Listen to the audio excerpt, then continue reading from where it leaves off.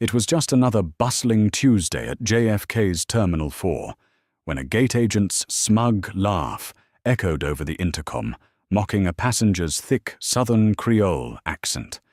The agent thought she was humiliating a nobody, just a tired woman in a faded trench coat. She didn't know the woman holding the crumpled boarding pass was holding the fate of the entire airline in her hands. By the time the flight landed, one of them would be unemployed. Here is how arrogance met its ultimate match. The air inside John F. Kennedy International Airport at 5:30 in the morning always carried a distinct metallic scent, a blend of cheap floor wax, stale roasted coffee, and the palpable anxiety of 10,000 people realizing they were running late. At gate B24, the atmosphere was particularly grim. Meridian Airlines Flight 408 to Chicago O'Hare had already been delayed twice. The departure board flashed a glaring yellow 6:45 a.m. delayed.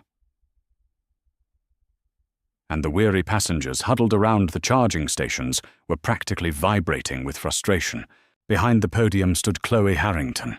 Chloe, 26, and wearing her navy blue Meridian Airlines uniform like it was an evening gown, was fundamentally annoyed by the existence of passengers. To her, they were cattle. They were an inconvenience that stood between her and her flight benefits, which she used extensively to fund her aspiring travel influencer lifestyle on Instagram. She tapped her acrylic nails against the laminate counter, scrolling through her phone, blatantly ignoring the line of 3 people waiting to ask about the delay. Meridian Airlines was by all industry metrics a sinking ship. Over the last 18 months, the carrier had become a national punchline.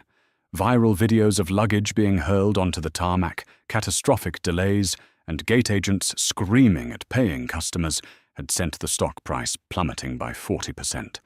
The board of directors had fired the old CEO on Friday night.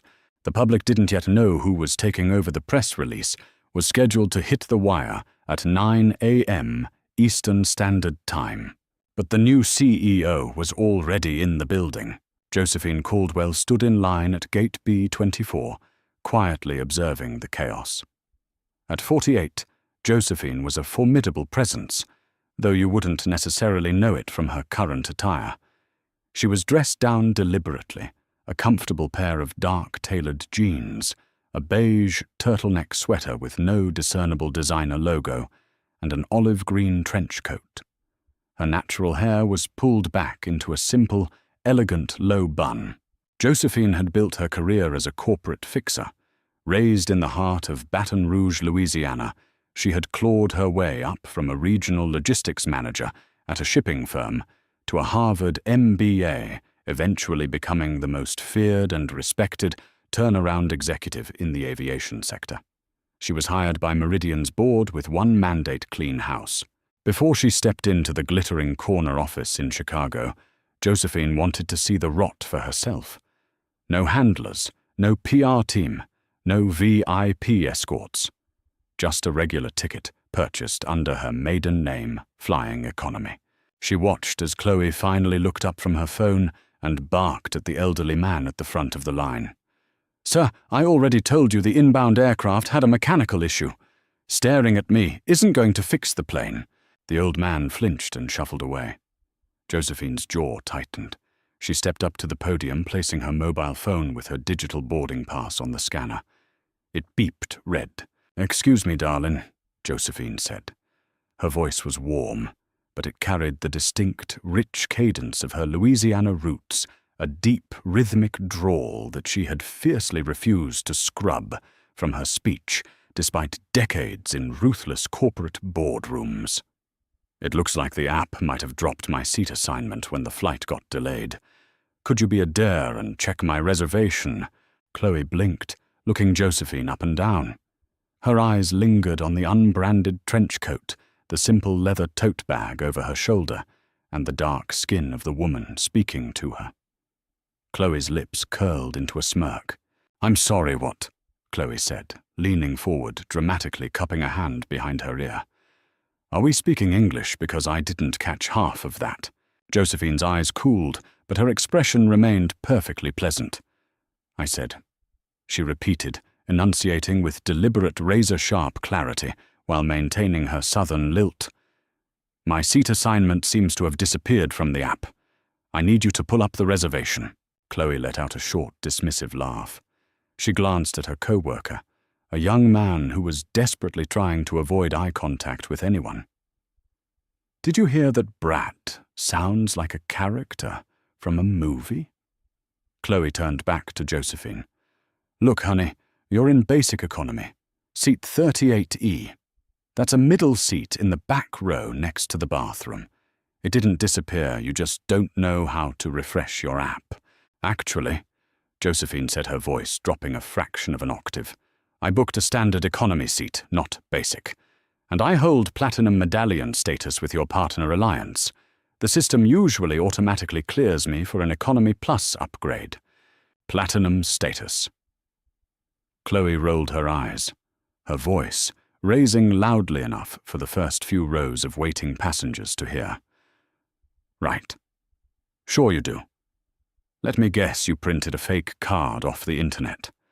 Look, Mom, just because you come up here talking loud and using your, whatever that accent is, doesn't mean you get to hustle your way into a better seat.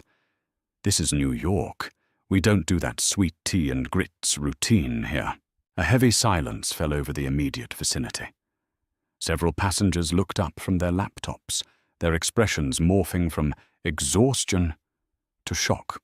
Josephine didn't blink. She didn't raise her voice. She simply looked at the young woman in front of her, cataloguing the name tag. Chloe H. My accent, Josephine said softly, has nothing to do with my reservation. I'd like you to type my confirmation number into your terminal. Please. Chloe's face flushed with irritation. She despised being told what to do, especially by someone she had already categorized as beneath her. She aggressively clacked the keys on her keyboard. Fine. Name and confirmation. Caldwell. Record locator is Alpha Tango 947. Chloe typed it in. She stared at the screen. A small prompt flashed, indicating that this passenger was indeed a high-tier loyalty member and had been flagged for an operational upgrade to first class due to an oversold main cabin. Chloe's finger hovered over the mouse. She looked at Josephine, at her calm, expectant face, at the quiet dignity that radiated from her posture. Chloe felt a petty, spiteful urge bubble up in her chest. She wasn't going to put this woman in first class, not after she had practically ordered her around. Yeah, well, Chloe lied, clearing the prompt from the screen. System says you're in 38E, and honestly, you're lucky you even have a seat. We're overbooked. I see, Josephine said calmly. She knew exactly what the system said. She had helped design the back-end architecture of the airline's reservation software as a consultant 5 years prior. She knew Chloe had just manually overridden a system-generated upgrade. And my boarding zone? Zone 5, with the rest of the basic economy. Chloe then shifted her gaze to Josephine's bag, a beautifully crafted, well-worn, Toomey leather duffel. And you're going to have to check that bag. It's too big. Josephine glanced down at her duffel. It's 21 inches. Your airline's maximum carry-on dimension is 22 inches. It fits. It looks oversized to me, Chloe snapped. Put it in the sizer.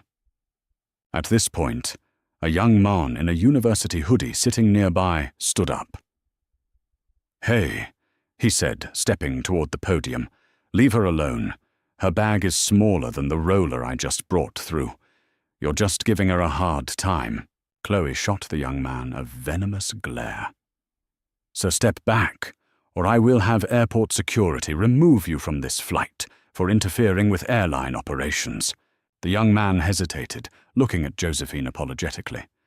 Josephine gave him a subtle, reassuring nod, silently telling him to stand down. She didn't want collateral damage. Put it in the sizer, Chloe demanded again, pointing to the metal cage beside the podium. Without a word, Josephine picked up her heavy leather duffel and slid it into the metal frame. It dropped in perfectly with over an inch of clearance on all sides. Chloe's jaw tightened. It's too heavy, and frankly, your attitude is becoming a security concern. I can deny you boarding right now. Josephine stood her ground. You can certainly try, Chloe, but before you do, I suggest you call your manager. Let's make sure everything is handled strictly by the book. Oh, you want a manager? Chloe smirked. Gladly. She picked up the landline phone and dialed a short extension. Yeah, Todd, I need you at gate B24. I have a disruptive passenger. Within 3 minutes, a red-faced, overworked man in a slightly wrinkled manager's uniform jogged over. Todd looked like a man who was counting the days until retirement. He didn't ask Josephine what happened. He immediately turned to Chloe. What's the issue? This passenger is refusing to comply with baggage policies and is becoming argumentative. Chloe lied smoothly, her tone suddenly adopting a sickly sweet, victimized pitch. She's demanding a free first-class upgrade and raising her voice. Todd finally looked at Josephine. Mum, you can't harass my staff. You either check the bag and take your assigned seat, or we refund your ticket and you find another airline. Josephine looked from Todd to Chloe. She was taking mental notes. The lack of basic inquiry, the immediate hostile escalation, the blatant racial and regional microaggressions. It was worse than the data showed. The culture was entirely poisoned. I haven't raised my voice once, Josephine said smoothly, her Louisiana accent purring with a quiet, dangerous authority. My bag fits the dimensions. Your agent manually deleted my system upgrade. I am simply asking for the service I paid for. Todd sighed, rubbing his temples. He clearly didn't care about the truth. He just wanted the line to move. Chloe, just print her a baggage tag.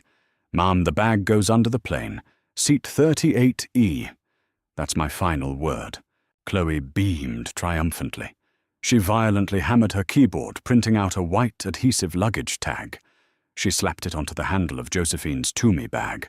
Gate check, Chloe said over the PA system, deliberately keeping the microphone keyed so the entire terminal could hear her next words. Just a reminder to all passengers, Meridian Airlines does not tolerate abusive behavior from guests regardless of where you're from or how loudly you demand special treatment. Boarding will commence in 5 minutes. A few people in the crowd murmured in disgust, not at Josephine, but at Chloe. Josephine unzipped the side pocket of her duffel, removed a slim laptop and a manila folder, and handed the bag over to the ramp agent standing nearby. She then took her new boarding pass from the counter. She leaned in just slightly, so only Chloe could hear her. You've been incredibly helpful, Chloe, Josephine whispered softly. More than you could possibly know. Chloe rolled her eyes, turning her back to the new CEO. Next in line, boarding flight 408 was a miserable, chaotic affair. Because the flight was heavily delayed, the gate agents were trying to cram 180 people onto a Boeing 737 in record time to avoid a Department of Transportation fine for tarmac delays. When Zone 5 was finally called, Josephine joined the herd shuffling down the jet bridge. The carpet on the jet bridge was stained and fraying. The fuselage of the aircraft looked like it hadn't been washed in months. Every detail registered in Josephine's mind like a ticking meter. She stepped onto the plane. "Welcome aboard," muttered a flight attendant, leaning against the galley bulkhead. The flight attendant, a young woman named Sarah, looked utterly defeated. She didn't look at Josephine. She was staring blankly at the emergency exit door, mindlessly handing out sanitizing wipes. Josephine moved down the aisle, stepping into the first-class cabin. The contrast between first class and the rest of the plane was usually stark, but here on Meridian, even first class looked tired. The leather seats were scratched, the tray tables were uneven, and the overhead bins rattled ominously. Sitting in seat 2B was a man wearing a sharp grey suit, sipping a pre-departure mimosa and scrolling through the Wall Street Journal on his iPad. Josephine recognized him instantly. It was Harrison Hayes, the Vice President of North American Ground Operations for Meridian Airlines. He was the executive directly responsible for customer service gate agents and baggage handling. He was also the man Josephine was planning to meet in Chicago at 10 a.m. to discuss his department's abysmal performance metrics. Harrison had been a vocal opponent of the board's decision to hire an outsider to run the company. He had lobbied hard for the CEO job himself, insisting that the airline's problems were just media exaggeration. As Josephine walked down the aisle, her trench coat brushing against the armrests, Harrison looked up from his tablet. For a second, his eyes glazed over her. Then his brain registered the face. He had seen the confidential board emails. He had seen her photograph on the cover of Forbes the previous year. He knew exactly who was supposed to be taking over the company today. Harrison's face went completely slack. The mimosa glass in his hand tilted, spilling a few drops of orange liquid onto his expensive slacks. He blinked, leaning forward, his mouth opening. Ms. called. Before the word could fully leave his mouth, Josephine stopped. She didn't say a word. She simply locked eyes with the Vice President of Operations, raised a single manicured index finger, and pressed it firmly against her lips. Shh! Harrison froze. A drop of cold sweat materialized at his hairline. He looked at her plain clothes, her position in the boarding line, and the basic economy boarding pass clutched in her hand. The realization hit him like a physical blow to the stomach. The new CEO was flying undercover. Josephine gave him a microscopic, chilling smile. She lowered her finger and continued walking past him, heading toward the coach cabin. Harrison whipped his head around, staring in horror, as the most powerful woman in the company was herded past the curtain, dividing the classes. He frantically grabbed his phone and opened a text thread with Arthur Penhaligon, the Chief Operating Officer. Harrison, are you at the Chicago office yet? Arthur just pulling in. Press release goes out in 2 hours. Why? Harrison Caldwell is on my flight. Arthur flight 408 out of JFK. Impossible. She has a private charter booked by the board. Harrison, I'm looking at her back right now. She's flying coach. Arthur, she's flying coach on a delayed JFK flight. Call JFK Operations right now. Find out how she was treated. Back in the economy cabin, Josephine finally reached row 38. The back of the plane smelled distinctly of chemical toilet fluid and stale pretzels. Seat 38E was sandwiched between a teenager aggressively chewing gum and a large man who had already commandeered both armrests and was snoring loudly. Josephine quietly slid into the middle seat. The cushion was virtually non-existent, the metal frame digging immediately into her tailbone.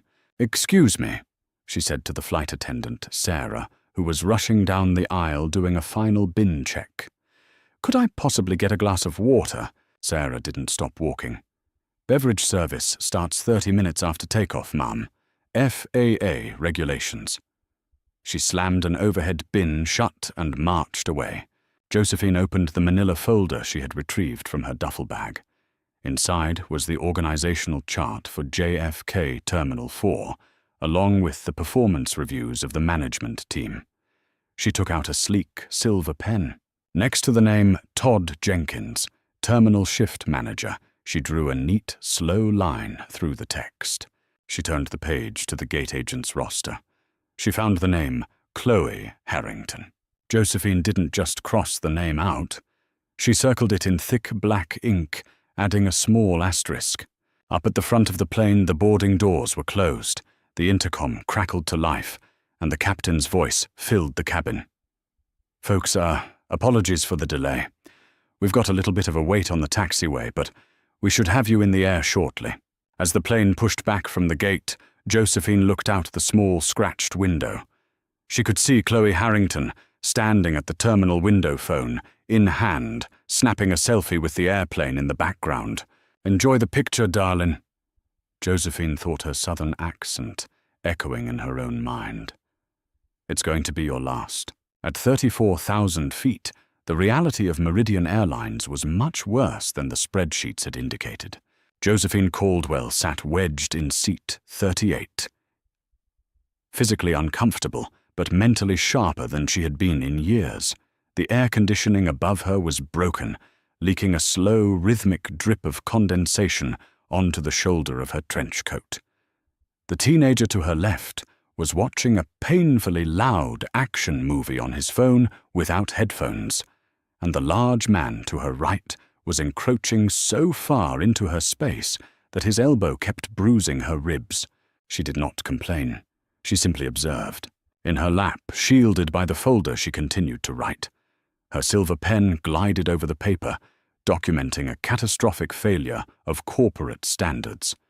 Cabin cleanliness, grade F, tray table latches broken in rows 36 through 38, flight attendant uniforms unkempt lacking name tags, PA system distorted, morale non-existent.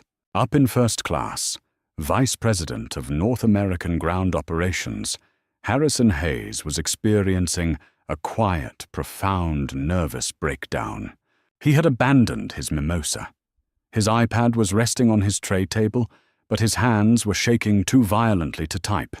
He was desperately trying to connect to the aircraft's Wi-Fi network, a service Meridian Airlines proudly advertised, but notoriously underfunded.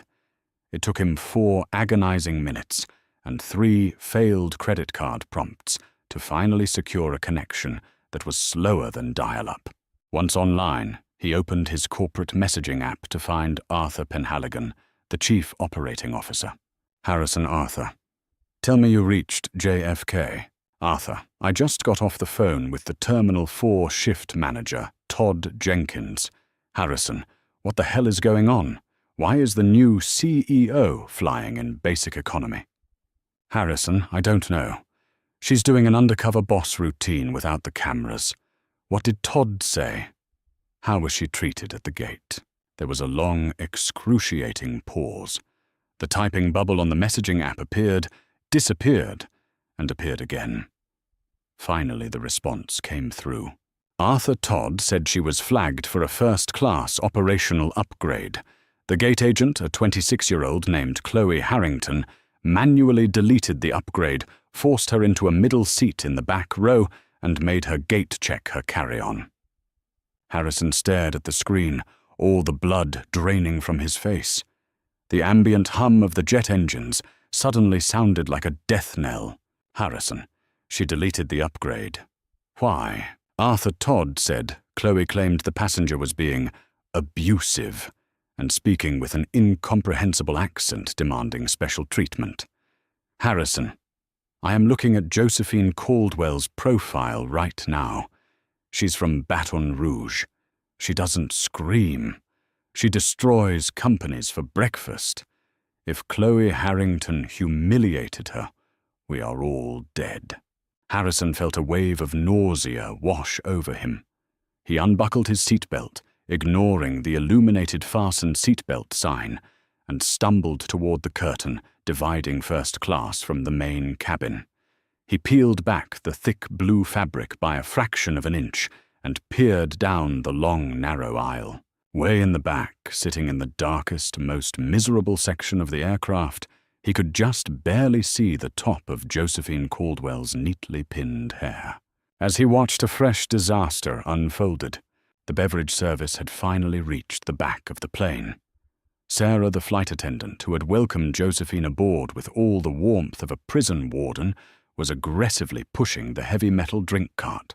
In row 37, right in front of Josephine, sat a young mother with a fussy, crying toddler on her lap. The mother looked exhausted, her eyes rimmed with dark circles. "I'm sorry," the young mother said, her voice trembling slightly. "Do you have any small cartons of whole milk? He won't settle down." Sarah sighed, rolling her eyes dramatically. "Milk is $4, cashless only. We take Visa MasterCard or Amex." The mother fumbled with her diaper bag, pulling out a battered debit card. She handed it to Sarah, who swiped it through the handheld terminal. The terminal beeped a sharp, angry red. "Declined," Sarah said loudly, ensuring the surrounding rows could hear. Got another card. Declined. That can't be right. The mother whispered, her face flushing crimson with embarrassment. I think my bank put a travel lock on it. Can I just have the milk? I'll call them when we land and pay. No pay, no milk, Sarah snapped, reaching down to take the small carton off the mother's tray table. Airline policy. Harrison, watching from 70 feet away, silently screamed. Give her the milk. Just give her the damn milk. Before Sarah could snatch the carton, a hand reached forward from row 38. It was a remarkably steady hand, with manicured nails holding a sleek black American Express Centurion card. Actually, Josephine Caldwell said her Louisiana drawl cutting through the cabin, noise like a velvet-wrapped brick. According to Meridian Airlines protocol, Section 4, Paragraph B of the Family Travel Guidelines, updated in October of 2023, infant hydration items, including milk and formula water, are to be provided strictly on a complimentary basis, regardless of seating class. You don't owe her $4, darling. The airline owes her an apology. Sarah froze, staring at the woman in the trench coat. Excuse me, who do you think you are, quoting policies at me? Josephine didn't flinch. I am a passenger who knows how to read. And since your point-of-sale terminal seems to be prioritizing profit over basic human decency, you can go ahead and open a tab on my card. I'll buy the milk. In fact, I'll buy a round of whatever they want for the next 3 rows. Sarah snatched the black card, her face twisting in irritation. She swiped it. The machine chimed a pleasant green. She shoved the card back at Josephine. Whatever. Enjoy your flight. Sarah pushed the cart forward, leaving a stunned silence in her wake. The young mother turned around, tears in her eyes. Thank you. Thank you so much, Mum. Don't you worry about it, sweetheart. Josephine smiled warmly. Some people just forget who they work for. At the front of the plane, Harrison let the curtain fall shut. He staggered back to his spacious first-class seat and collapsed. He realized with absolute certainty that he was watching the systematic execution of his own career. By the time Flight 408 began its descent into Chicago, O'Hare, the atmosphere in the cabin was thick with the distinct smell of burnt coffee and collective misery. The sky outside the scratched windows was a bruising, stormy grey, perfectly matching the mood inside the aircraft. It was 8:55 a.m. Eastern Standard Time. Josephine Caldwell packed her silver pen and her meticulously detailed notes back into her manila folder. She zipped it securely into her bag. The plane hit a pocket of turbulence, rattling violently, but Josephine's posture remained perfectly rigid. She was no longer just a passenger in seat 38E. Her mind had already transitioned into the boardroom.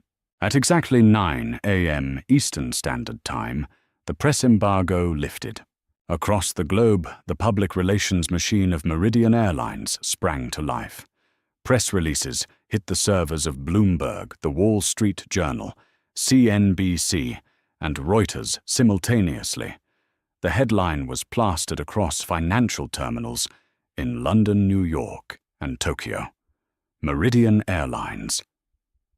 Board ousts leadership appoints. Turnaround Titan. Josephine Caldwell as Chief Executive Officer. In first class, Harrison Hayes refreshed his browser. The image that loaded made his stomach drop into his designer shoes. It was a high-resolution corporate portrait of Josephine Caldwell.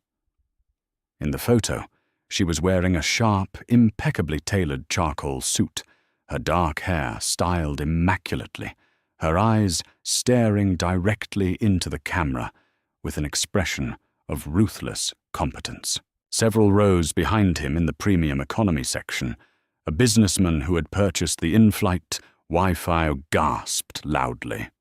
Holy hey, look at this. Meridian just fired their CEO. Whispers began to spread through the cabin like a brush fire. Phones pinged as those with connectivity received breaking news alerts. The flight attendants who had been hiding in the galleys began to check their own company devices. Sarah, the flight attendant who had denied the mother the milk, pulled her company-issued iPhone from her apron. She read the internal memo that had just hit her inbox. Her eyes scanned down to the embedded photograph of the new CEO. Sarah's breath hitched. She slowly, mechanically turned her head to look down the aisle past the rows of exhausted passengers, straight to the back row, seat 38E. The woman in the trench coat was looking right back at her. Josephine didn't smile. She didn't wave. She simply held Sarah's terrified gaze for 3 excruciating seconds before turning to look out the window. Sarah backed into the galley and clamped a hand over her mouth. Meanwhile, 1,000 miles away at JFK Terminal 4, the breakfast rush was hitting its peak. Chloe Harrington was standing at the counter of a busy airport Starbucks, waiting for her iced caramel macchiato. She was feeling incredibly proud of herself. She had successfully bullied a passenger, asserted her dominance, and even managed to get 50 new likes on her airport selfie. Her phone buzzed in her pocket.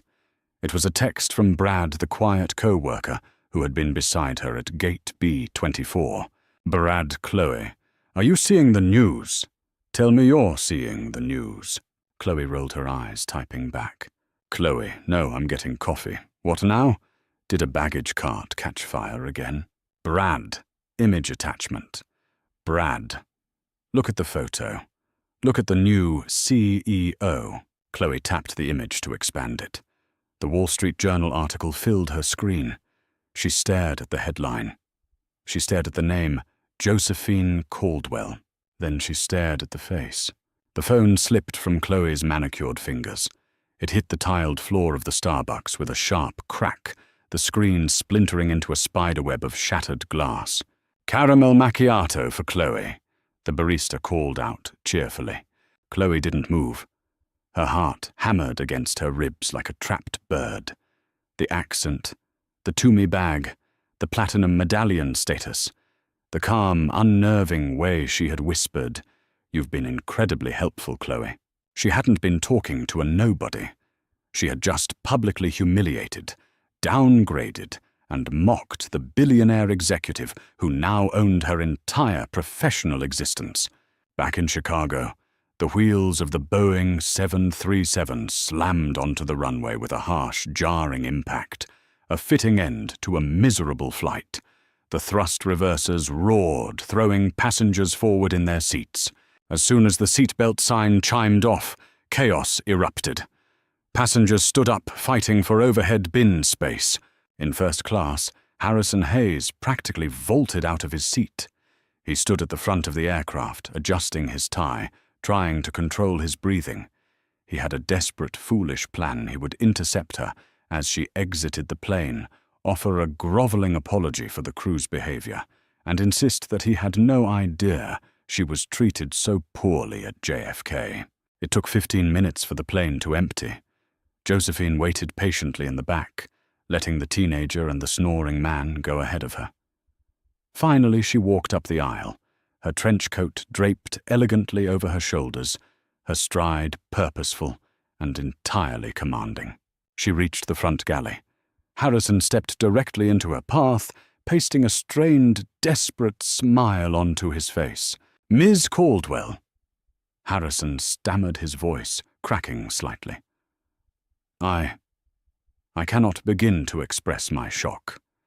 If I had known you were on this aircraft, if I had known what happened in New York, you would have done what Mr. Hayes," Josephine interrupted. Her voice was no longer the warm, polite tone she had used at the gate.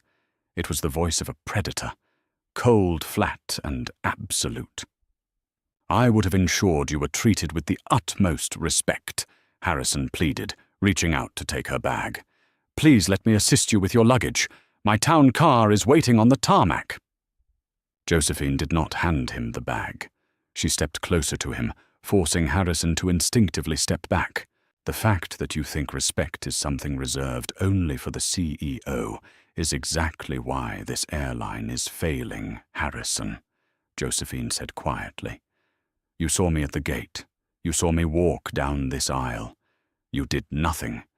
You let a mother beg for milk while you drank champagne. Harrison swallowed hard. Ms. Caldwell, please! I don't need your town car, Josephine said, brushing past him onto the jet bridge. She paused and looked over her shoulder. I want you in the executive boardroom in 1 hour. Have IT set up a live company-wide video broadcast to all hubs starting with JFK. Do not be late. Without another word, the woman who had boarded as a nobody walked up the jet bridge, leaving the vice president of operations trembling in the doorway of the ruined airplane. The corporate headquarters of Meridian Airlines was a towering glass monolith in the heart of downtown Chicago. To the outside world, it looked like a fortress of modern commerce. Inside, it was a mausoleum of failing strategies and terrified executives. When Josephine Caldwell walked through the revolving glass doors at 10:15 a.m., the lobby fell into a breathless, paralytic silence. The receptionist, a young man who had been aggressively filing his nails just moments before, shot up from his ergonomic chair so fast he knocked over a cup of pens. Josephine hadn't changed clothes. She still wore the dark tailored jeans, the beige turtleneck, and the olive-green trench coat. The Toomey duffel bag was slung over her shoulder, but the aura she projected was entirely different from the quiet passenger in seat 38E.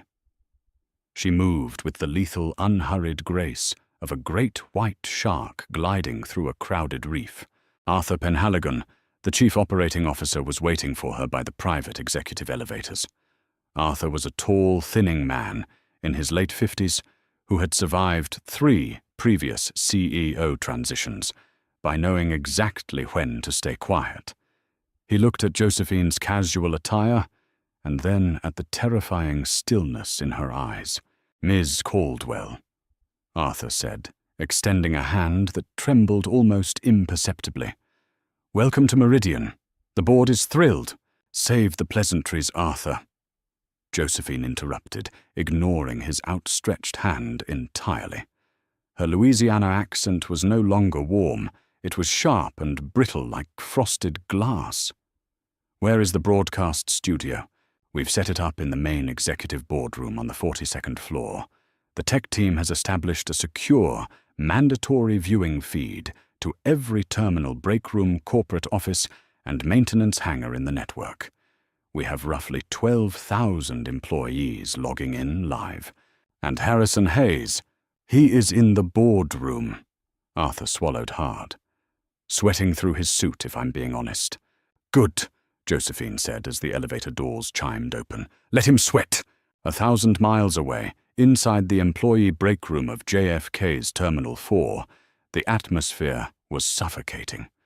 The room was packed with gate agents, baggage handlers, and customer service representatives. A massive flat-screen television hung on the wall, currently displaying a static screen with the Meridian Airlines logo and a countdown timer. In the back corner, Chloe Harrington sat, huddled in a plastic chair, her arms wrapped tightly around her stomach. She looked physically ill. Her makeup, usually flawless, was slightly smudged from where she had nervously rubbed her eyes. Beside her stood Todd Jenkins, the shift manager. Todd was pacing back and forth furiously, chewing on a thumbnail. Chloe, what exactly did you say to her? Todd hissed, leaning down so the others wouldn't hear. The terminal director just called me. He said corporate HR flagged my employee file 10 minutes ago. What did you do? I didn't know, Chloe whispered, frantically, tears pooling in her eyes. She looked like a nobody. She had this thick, stupid country accent and a cheap coat. She was trying to hustle a first-class upgrade.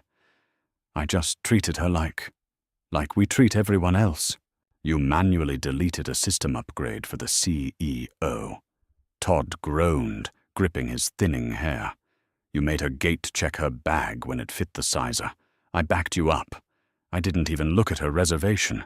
I just backed you up. Brad tried to warn me. Chloe choked out, looking across the room at Brad, who was purposely standing as far away from her as physically possible. Brad told me not to push it. Brad gets to keep his job, Todd spat. We are going to get slaughtered.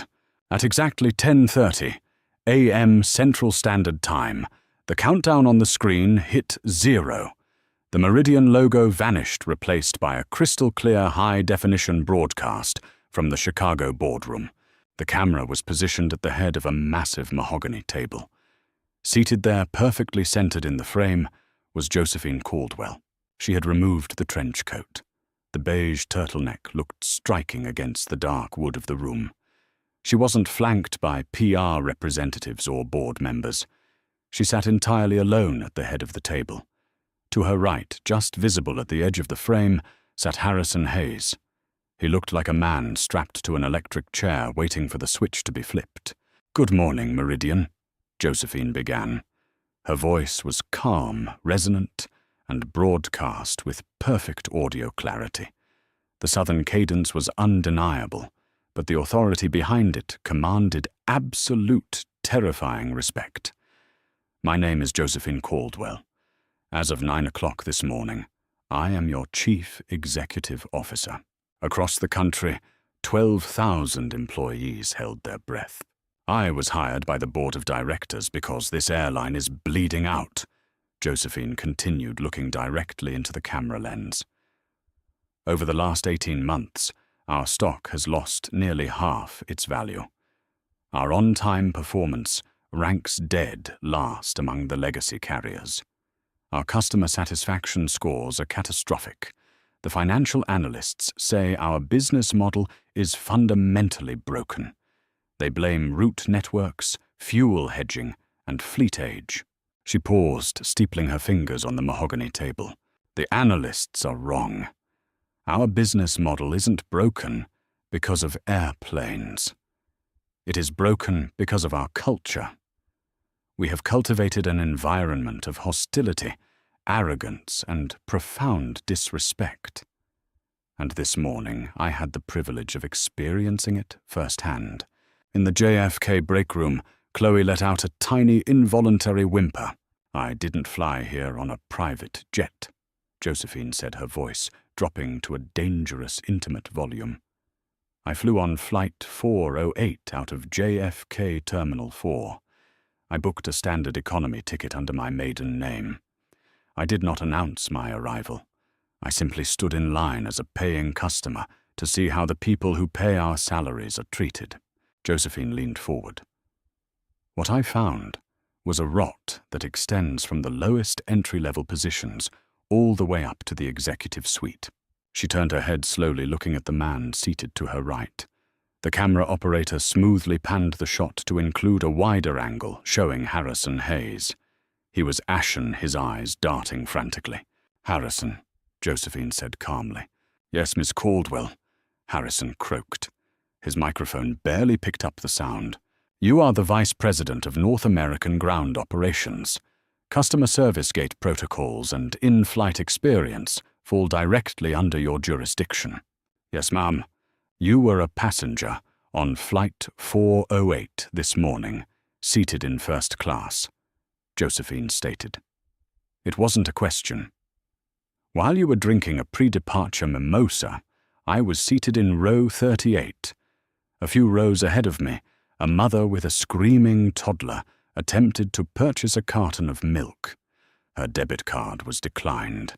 The flight attendant, adhering strictly to a cashless policy, refused to provide the milk." Harrison swallowed. "Miss Caldwell, the cashless policy is—" "The cashless policy," Josephine cut him off, her voice cracking like a whip, "is superseded by Section 4, Paragraph B of our family travel guidelines, which dictates that infant hydration is to be provided on a complimentary basis regardless of class. A policy, I might add, that you personally signed off on last October." Harrison opened his mouth, but nothing came out. "You saw the interaction, Harrison," Josephine continued mercilessly. "I watched you look through the curtain. You saw a mother humiliated. You saw a flight attendant violate safety and decency protocols over $4, and you closed the curtain and sat back down. I didn't want to interfere with the crew's operational duties. Harrison stammered, sweat visibly beading on his forehead. There are union regulations regarding— Do not insult my intelligence by blaming the union, Josephine snapped. You didn't interfere because you didn't care. You have spent the last 3 years in this boardroom telling the press that our customer service issues are exaggerated. You have blamed the passengers. You have fostered a culture where our frontline workers believe that cruelty is an acceptable substitute for efficiency because they see it modeled by their leadership. Josephine turned back to face the main camera. Leadership, she said softly, sets the tone. And the tone of Meridian Airlines is currently unacceptable. Therefore, the restructuring of this company begins at the top. She didn't look back at Harrison. She didn't need to. Harrison Hayes, your employment with Meridian Airlines is terminated effective immediately. Security is waiting outside the boardroom to escort you from the building. You will not be allowed to return to your office. A collective gasp echoed through every break room in North America.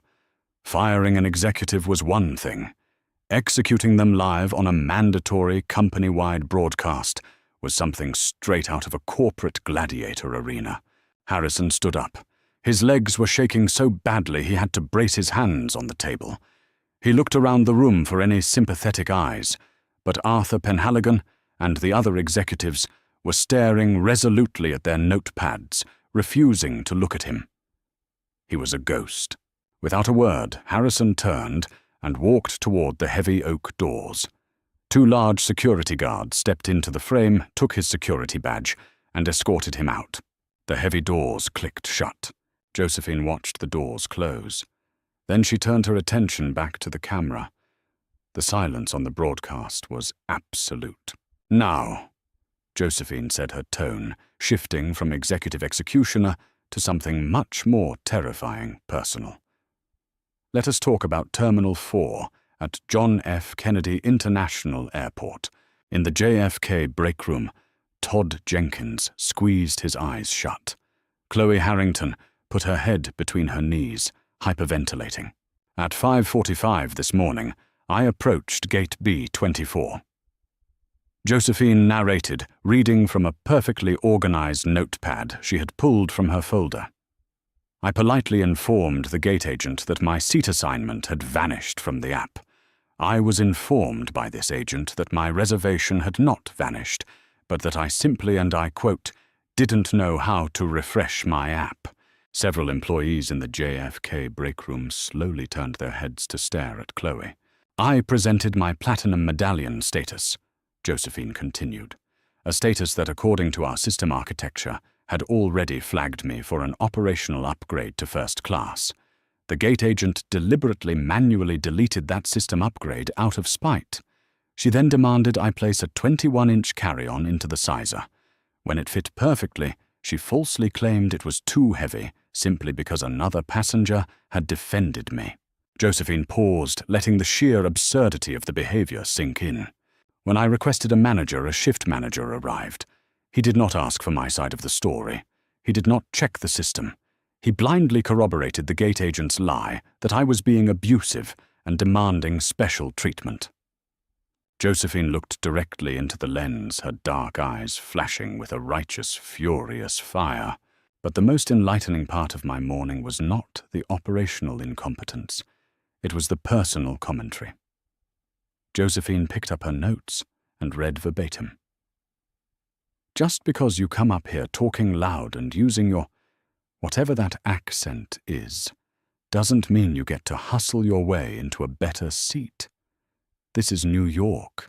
We don't do that sweet tea and grits routine here. The JFK break room was dead silent. Even the ice machine seemed to have stopped buzzing. The sheer racism, the regional prejudice, the unvarnished arrogance of the statement hung in the air like toxic smoke. I am a proud daughter of Baton Rouge, Louisiana, Josephine said, her accent thickening intentionally wrapping around every vowel with deliberate pride. My accent is a reflection of my heritage. It is not an invitation for disrespect. More importantly, it is completely irrelevant to my right to be treated with basic human dignity. The assumption that someone with a southern drawl, or someone of color, or someone wearing a cheap coat is trying to hustle the airline is not just a violation of our corporate code of conduct. It is a massive legal liability, and it is a moral failure. She set the notepad down. To the shift manager on duty at Gate B24 this morning, Todd Jenkins, you failed to de-escalate. You failed to investigate. You failed to manage. You are hereby demoted to a probationary ticketing agent, pending a full review by HR. If you survive the review, you will never hold a supervisory role at this airline again. Todd slumped against the wall, burying his face in his hands. It was a brutal demotion, stripping him of his salary and pension benefits, but it was better than being fired. He was lucky. Chloe was not. And to the gate agent at B24, Josephine said. She didn't use her name. She didn't dignify Chloe with a name on the national broadcast. She just stared into the camera, and Chloe felt as though the CEO was looking right through the screen directly into her soul. Your behavior was discriminatory, vindictive, and entirely unacceptable. You represent everything that is currently wrong with Meridian Airlines. You don't view our passengers as people. You view them as props for your own amusement. You are terminated, instantly. Josephine didn't blink. In fact, I coordinated with JFK Security 10 minutes before this broadcast began. Your security badge has already been electronically deactivated. You cannot access the terminal. You cannot access your employee portal. And your flight benefits have been permanently revoked. Airport police are standing by the break room door right now to escort you to the curb. At that exact moment, the door to the JFK break room swung open. 2 Port Authority police officers stepped inside, scanning the room. Every single employee in the room backed away from Chloe Harrington, leaving her isolated in the corner. "Ma'am," the taller officer said, looking at Chloe. "We need you to gather your things. We're escorting you off airport property." Chloe couldn't speak. She grabbed her designer purse with shaking hands, her face streaked with mascara. She walked toward the door, her heels clicking loudly against the linoleum. As she reached the exit, she looked back at the flat-screen television. Josephine Caldwell was still speaking. "As for flight attendant Sarah," Josephine said, glancing at another paper, "you will be pulled off the line immediately and sent to mandatory empathy and protocol retraining in Atlanta. Your decision to withhold milk from a child over $4 while flying on a multi-million-dollar aircraft was an embarrassment. If you fail the retraining, you will join your vice president and your gate agent in the unemployment line." Chloe was led out into the terminal. She walked past gate B24. Another agent was already logging into her computer terminal. Passengers were lining up. The world was moving on. She had thought she was the star of her own movie, untouchable behind her laminate counter. But she had picked a fight with a titan, and the titan had crushed her without even raising her voice. Back in Chicago, Josephine leaned back in her chair. "Let me make myself incredibly clear to everyone watching," she said, her tone softening just a fraction, returning to the firm but professional demeanor she was famous for. "I do not expect perfection. The weather will cause delays. Airplanes will have mechanical issues. Luggage will occasionally get lost. We work in a chaotic, unpredictable industry." She looked around the empty boardroom, commanding the space with absolute certainty. "But I demand respect. We are in the business of human connection. We take people to their weddings, to their business pitches, to the bedsides of their dying relatives. If you cannot treat that responsibility with reverence, if you cannot look at a passenger in basic economy and treat them with the exact same dignity as a CEO in first class, Then I suggest you hand in your badge right now." Josephine Caldwell smiled for the first time since the broadcast began. It was a cold, bright, terrifying smile. "Because if you don't, I promise you I will find you, and I will fire you. The era of the entitled airline is over. Welcome to the new Meridian. Now get back to work." The screen cut to black. Over the next 6 months, Meridian Airlines underwent the most aggressive corporate turnaround in aviation history. Josephine Caldwell ruthlessly purged the middle management bloat, implemented strict new customer service guidelines, and completely overhauled the company's culture. Gate agents were empowered to grant upgrades to polite passengers. Flight attendants were given discretionary budgets to make passengers comfortable. The viral videos of screaming gate agents vanished, replaced by news articles detailing Meridian's shocking rise to the #1 spot in J.D. Power's customer satisfaction rankings. The stock price tripled. As for Chloe Harrington, her travel influencer career never quite took off. Stripped of her flight benefits and unable to use the airline industry as her personal playground, she was forced to get a job working the returns counter at a big box retail store. Occasionally, when a customer would come up to her counter with a thick accent or a battered coat, she would feel a cold sweat break out on the back of her neck, terrified that the woman with the Toomey bag had found her again. Josephine Caldwell never thought about Chloe again. She was too busy running the world. Can you imagine losing your career just because you decided to bully the wrong person? Josephine Caldwell proved that true power doesn't need to yell to be heard. It just needs to act. Arrogance will always cost you, but kindness is free. If you loved this satisfying story of ultimate corporate revenge and watching a bully get exactly what she deserved, hit that like button.